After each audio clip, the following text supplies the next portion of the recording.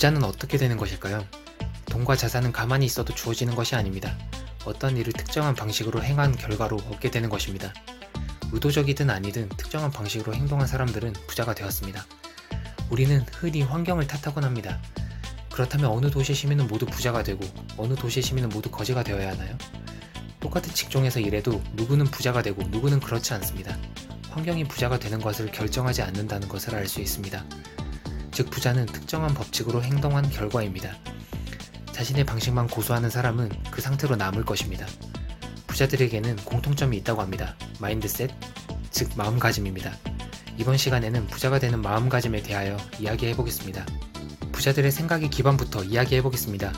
먼저 만물의 근원이 되는 물질이 있으며 우리의 생각은 무형의 재료로 유형의 불을 만들 수 있는 유일한 힘이라는 믿음입니다. 인간은 마음속에서 어떤 형태든 생각할 수 있고 이 무형의 재료로 생각한 것을 창조할 수 있습니다. 지금 존재하는 모든 물건이 과거 누군가의 상상 속에 있었다는 것을 기억하세요. 두 번째, 부는 빼앗는 것이 아닙니다. 경쟁으로 모아진 부는 만족스럽지 않고 영원하지도 않습니다. 오늘은 내 것이지만 내일이면 다른 사람의 것이 될 수도 있습니다. 과학적인 법칙으로 부자가 되고 싶다면 경쟁에 대한 생각에서 벗어나야 합니다. 경쟁심에 빠지게 되는 순간 창조력은 일순간 사라지기 때문이죠. 눈앞에 보이는 것에 신경 쓰지 말고 무형의 재료 속에 존재하는 무제한의 부에 집중해야 합니다. 세 번째, 생명의 정당한 욕구를 누려라 합니다. 모든 생명은 확장을 추구합니다. 생존의 본능입니다. 지능도 마찬가지입니다. 우리가 생각해낸 사고는 또 다른 생각을 만들어냅니다. 새로 배운 지식은 또 다른 지식을 배우고 싶은 욕망을 가지게 만듭니다. 더 많이 알고 많은 일을 하고 더 나은 존재가 되기 위해서는 우리는 반드시 많이 가져야 합니다. 우리는 물질을 소비하면서 배우고 행동하고 존재하기 때문에 부자가 되어야 합니다. 그래야만 삶을 확장할 수 있습니다.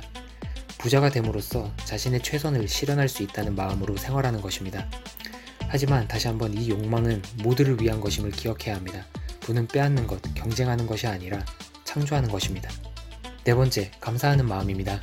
보통 사람들은 무형의 재료로부터 선물을 받고도 감사한 마음을 소홀히 하여 무형의 재료와의 연결고리를 끊어버리게 되고 그것은 우리의 부의 원천에서 멀어지는 것입니다.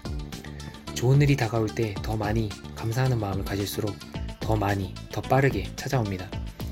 감사할 줄 모른다면 좋은 일이 와도 시큰둥하기 때문이죠. 감사는 창조적인 생각에 집중하고 경쟁적인 생각에서 멀어지도록 도와줍니다.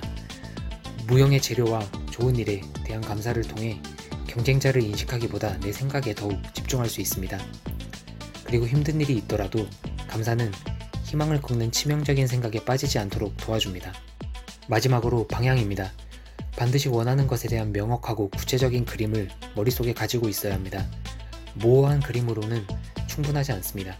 그 정도는 모두가 가지고 있는 욕망입니다. 스스로 원하는 것이 무엇인지 알고 확실히 정의를 내릴 수 있어야만 합니다.